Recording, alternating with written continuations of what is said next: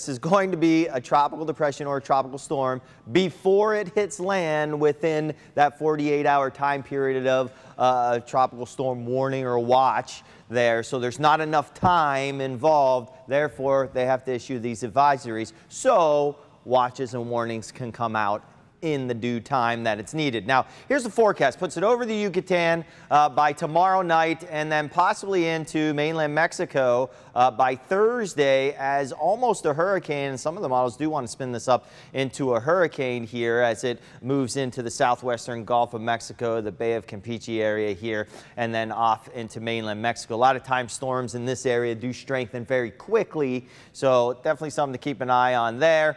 For us, however, not so much. So this is it here.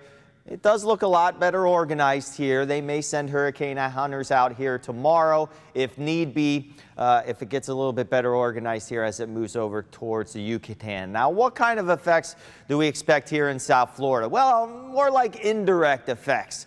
Monday and Tuesday, so tomorrow and Tuesday, it's going to be a bit breezier out there with a southeast wind, 15 to 20. That means small craft caution, rip currents, and that kind of thing. And we will have an increase in passing showers as a little bit of moisture surges in from the very northern part of the wave axis. Now, Invest 99 way out here, it is looking like it's struggling.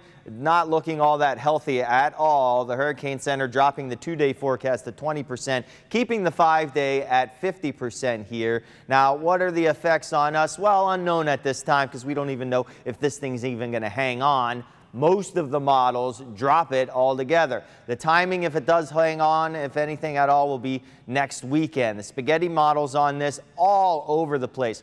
All of these here, they kill it before it even gets anywhere, and then a few of them do take it up to the north. The Canadian has been persistent up to the north, but the one with the European in it, well, kills it before it even gets into the Caribbean. So something to keep an eye on. Franklin will be the next name for potential tropical cyclone number 7. We'll probably get that, and if the other one does develop, it will get the name Gert.